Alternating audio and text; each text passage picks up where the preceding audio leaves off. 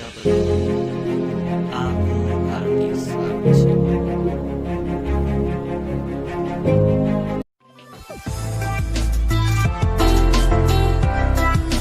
નમસ્કાર વિદ્યાર્થી મિત્રો, ધોરણ 10 વિજ્ઞાન, પ્રકરણ નંબર 13 વિદ્યુત પ્રવાહની ચુંબકીય અસરો. વિદ્યાર્થી મિત્રો, હવે પછીનો ટોપિક છે વિદ્યુત જનરેટર. વિદ્યાર્થી મિત્રો, આ ટોપિક બોર્ડની પરીક્ષા માટે ખૂબ જ ઉપયોગી છે. આ પ્રશ્ન 2 માર્ક્સ, 3 માર્ક્સ કે 4 માર્ક્સમાં પણ પૂછાઈ શકે છે. તો શરૂઆત કરીએ વિદ્યુત જનરેટર. તો વિદ્યાર્થી મિત્રો, એને એસી જનરેટર એટલે કે ઓલ્ટરનેટિવ કરંટ જેને આપણે કહીએ છીએ એ પણ કહી શકાય. તો પ્રશ્ન કઈ રીતે પૂછાઈ શકે?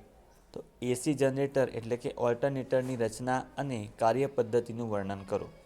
હવે પ્રશ્ન જ્યારે આવો હોય ત્યારે આપણે સમજી જવાનું કે એસી જનરેટર એટલે શું કહેવાય? વિદ્યુત જનરેટર જ. તો એના જવાબમાં લખવાનું કે વિદ્યુત જનરેટર એ એક એવું સાધન છે જે યાંત્રિક ઉર્જાનું વિદ્યુત ઉર્જામાં રૂપાંતર કરે છે. તેનું કાર્ય વિદ્યુત ચુંબકીય પ્રેરણ પર આધાર રાખે છે. વિદ્યુત જનરેટર કેવું સાધન છે કે જે યાંત્રિક ઉર્જા હોય એનું વિદ્યુત ઉર્જામાં રૂપાંતર કરે, તેને આપણે શું કહીએ છીએ? વિદ્યુત જનરેટર. અને એનું કાર્ય શું છે કે વિદ્યુત ચુંબકીય પ્રેરણ પર એ આધાર હોય છે. હવે વિદ્યાર્થી મિત્રો, આની આકૃતિ મેઇન ઇમ્પોર્ટન્ટ હોય છે કે આકૃતિ જો આવડશે તો આકૃતિમાંથી જ આપણે નીચેનું માહિતી લખવાની છે. તો આકૃતિ સૌથી પહેલાં એક વખત દોરી અને તૈયારી કરી દેવી. હવે એની રચનાની વાત કરીએ. આકૃતિમાં એસી જનરેટરની રચના દર્શાવેલ છે. તે કાયમી ચુંબકના 2 ધ્રુવો વચ્ચે મૂકેલ લંબચોરસ ગૂંચળા ABCD સાથે રચાયેલ છે. વિદ્યાર્થી મિત્રો, એન જ્યાં લખ્યું છે એની નીચે A, B, C અને D આ રીતે 4 ગૂંચળાઓથી વચ્ચે રચાયેલ છે.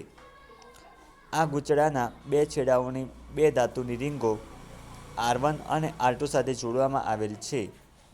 આ રીંગોની અંદરની બાજુઓ અવાહક કરેલી હોય છે. 2 સ્થિર વાહક બ્રશ 1 અને 2 ને અનુક્રમે રીંગ 1 અને 2 સાથે અડકીને સંપર્કમાં રાખવામાં આવે છે. બંને રીંગને આંતરિક રીતે સાથે જોડેલ હોય છે. આ ધરીને બહારથી યાંત્રિક રીતે પરિભ્રમણ કરાવવાથી ગૂંચળું ચુંબકીય ક્ષેત્રમાં પરિભ્રમણ કરે છે. બંને બ્રશના બહારના છેડાઓને ગેલ્વેનોમીટર સાથે જોડવામાં આવે છે, જે બાહ્ય પરિપથમાં વહેતો વિદ્યુત પ્રવાહ દર્શાવે છે. હવે વિદ્યાર્થી મિત્રો, આમાં ઇમ્પોર્ટન્ટ આપણે એક જ સમજવાનું છે કે જે એની એક્સલ એટલે કે ધરી આપેલી છે તે નીચે રાખવાની અને N અને S ધ્રુવ છે તે કન્ટિન્યુઅસલી ફરશે. અને વચ્ચે ગેલ્વેનોમીટર દર્શાવી છે તો તેમાં આપણને બતાવશે કે કેટલું એ ફરે છે. જ્યાં N ધ્રુવ છે ત્યાં S આવી જશે અને S ધ્રુવ છે ત્યાં N ધ્રુવ આવી જશે. એટલે કે 360 ડિગ્રીમાં ગોળ રીતે ફરશે. હવે એની કાર્ય પદ્ધતિ વિશે સમજીએ. ધારો કે બંને રીંગ સાથે જોડાયેલી ધરીને એવી રીતે પરિભ્રમણ કરાવવામાં આવે કે જેથી કાયમી ચુંબક દ્વારા ઉત્પન્ન થયેલ ચુંબકીય ક્ષેત્રમાં ભુજા AB ઉપરની તરફ અને ભુજા CD નીચેની તરફ ગતિ કરે. પરિણામે આકૃતિમાં દર્શાવ્યા મુજબની ગોઠવણીમાં ગૂંચળું ABCD સમઘડી દિશામાં પરિભ્રમણ કરે છે. હવે વિદ્યાર્થી મિત્રો, આપણને અહીંયા AB ભુજા જે છે એ ઉપરની તરફ રાખવાની અને CD નીચેની તરફ રાખવાની. અને આ રીતે આપણે સમઘડી દિશામાં એટલે કે ક્લોકવાઇઝ, ગુજરાતીમાં અડધા શબ્દો કદાચ યાદ ના રહેતા હોય તો આપણે ઇંગ્લિશમાં પણ યાદ રાખી શકીએ છીએ કે ક્લોકવાઇઝ એટલે કે સમઘડી દિશા અને એન્ટી ક્લોકવાઇઝ એટલે કે વિષમઘડી દિશા. તો હવે આમાં સૌથી પહેલાં આપણને AB જે ઉપરની તરફ દર્શાવવામાં આવેલી છે અને CD એ નીચે તરફ દર્શાવવામાં આવેલી છે. હવે આપણે શું કરવાનું છે કે એમાંથી આપણે પરિણામે શું કરવાનું છે કે સમઘડી દિશામાં પરિભ્રમણ કરાવવાનું છે, એટલે કે ક્લોકવાઇઝ દિશામાં પરિભ્રમણ કરાવવાનું છે. હવે વિદ્યાર્થી મિત્રો, આપણે અગાઉના ટોપિકમાં ભણી ગયા કે ફ્લેમિંગનો જમણા હાથનો નિયમ. તો આપણે આમાં ફ્લેમિંગના જમણા હાથનો નિયમ લાગુ પાડતા આપણને જાણવા મળે છે કે ભુજાઓમાં AB અને CD દિશાઓમાં પ્રેરિત વિદ્યુત પ્રવાહ ઉદ્ભવે છે. આમ ગૂંચળામાં ABCD દિશામાં પ્રવાહ વહે છે. આનો અર્થ એ થાય કે બાહ્ય પરિપથમાં વિદ્યુત પ્રવાહ B2 અને B1ની તરફ વહે છે. અડધા પરિભ્રમણ પછી ભુજા CD ઉપરની તરફ અને ભુજા AB નીચે તરફ ગતિ કરવા લાગે છે. પરિણામે ભુજાઓમાં પ્રેરિત વિદ્યુત પ્રવાહની દિશાઓ ઉલટાઈ જાય છે. તેથી પરિણામે ચોખ્ખો પ્રેરિત વિદ્યુત પ્રવાહ DCBA દિશામાં વહેવા લાગે છે. એનો અર્થ એ થાય કે બાહ્ય પરિપથમાં વિદ્યુત પ્રવાહ બ્રશ B1 થી B2 તરફ વહે છે. હવે વિદ્યાર્થી મિત્રો, આપણે આગળ જોયું કે AB ઉપરની તરફ રાખવાનું હતું અને CD નીચેની તરફ રાખવાનું હતું, અને એમાં આપણે સમઘડી દિશામાં ગોળ રાઉન્ડ ફરાવવાનું હતું. જ્યારે અડધું પરિભ્રમણ થઈ જાય પછી શું કરવાનું હતું કે CD ઉપરની તરફ રાખવાનું હતું અને AB નીચેની તરફ રાખવાનું હતું. હવે જ્યારે આપણે શરૂઆતમાં જોયું કે AB ઉપર હતું અને CD નીચે હતું, ત્યારે પ્રવાહ કયો હતો? ABCD. અને જ્યારે ભુજા CD ઉપરની તરફ અને AB ભુજા નીચે તરફ રાખવામાં આવે ત્યારે પ્રેરિત વિદ્યુત પ્રવાહ કયો થાય છે? DCBA થાય છે. દરેક અડધા પરિભ્રમણ પછી અનુરૂપ ભુજાઓમાં પ્રેરિત વિદ્યુત પ્રવાહની દિશા ઉલટાય છે.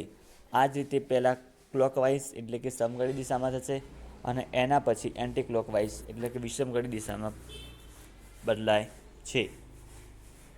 આવો વિદ્યુત પ્રવાહ કે જે એક સરખા સમયગાળા પછી દિશા બદલે છે તેને પ્રત્યાવર્તી પ્રવાહ એટલે કે ઓલ્ટરનેટિવ પ્રવાહ, ટૂંકમાં AC કહે છે.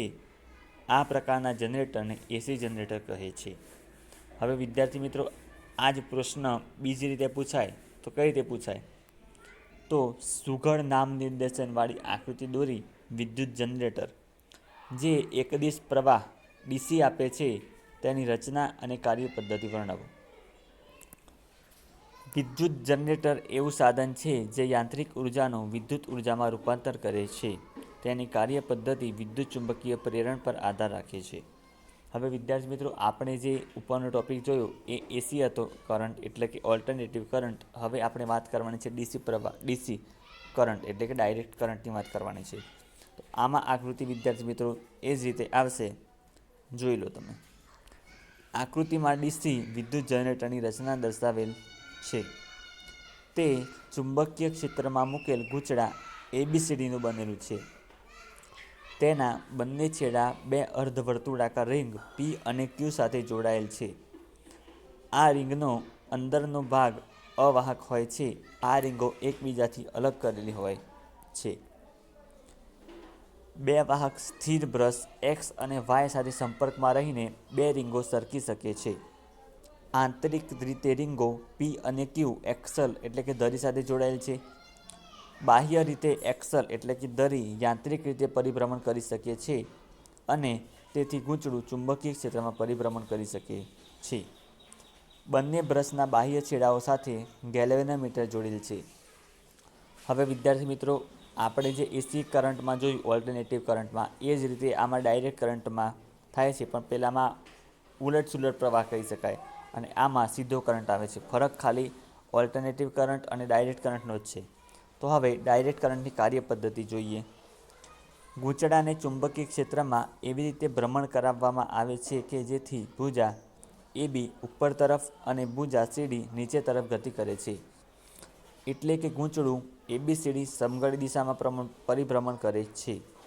તેથી ગૂંચળા સાથે સંકળાયેલ ચુંબકીય ક્ષેત્ર રેખાઓની સંખ્યા સમય સાથે બદલાય છે અને પરિણામે ગૂંચળાની બે ભુજાઓ AB અને CDમાં વિદ્યુત પ્રવાહ પ્રેરિત થાય છે. હવે વિદ્યાર્થી મિત્રો, AC કરંટમાં આવું જ હતું, પણ અહીંયા DC કરંટમાં ઉપરની વસ્તુ જે સેમ જે છે એ છે કે ઉપરની દિશામાં AB હશે, નીચેની દિશામાં નીચેની ભુજા CD હશે અને ગૂંચળું ABCD શું થશે? સમઘડી દિશામાં પરિભ્રમણ કરશે. પણ અહીંયા AB અને CDમાં વિદ્યુત પ્રવાહ પ્રેરિત થાય છે, જ્યારે પહેલામાં ABCDમાં ભેગો વિદ્યુત પ્રવાહ પ્રેરિત થતો હતો. પણ આમાં ABમાં અલગ અને CDમાં અલગ વિદ્યુત પ્રવાહ પ્રેરિત થાય છે.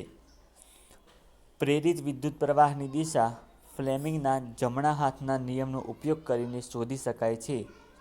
આકૃતિમાં દર્શાવ્યા પ્રમાણે પ્રેરિત વિદ્યુત પ્રવાહની દિશા BA, XG, YD, CBમાં વહે છે.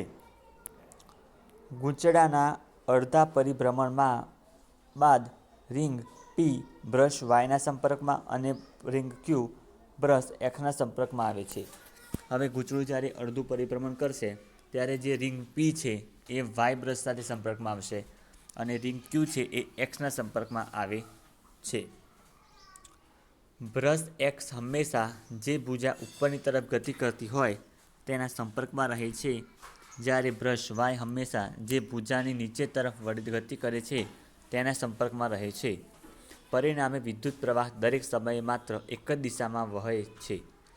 વિદ્યાર્થી મિત્રો, બ્રશ વાય જે હંમેશા ઉપરની તરફ ગતિ કરતું હોય તો એ હંમેશા એ રીતે સંપર્કમાં હશે, જ્યારે વાય નીચેની તરફ ગતિ કરે છે એ રીતે એનો વિદ્યુત પ્રવાહ એ રીતે સંપર્કમાં રહેશે અને છેલ્લે એક જ દિશામાં વહન કરશે. આ એક જ દિશામાં વહેતા પ્રવાહને એક દિશ પ્રવાહ એટલે કે ડીસી એટલે કે ડાયરેક્ટ કરંટ કહેવામાં આવે છે.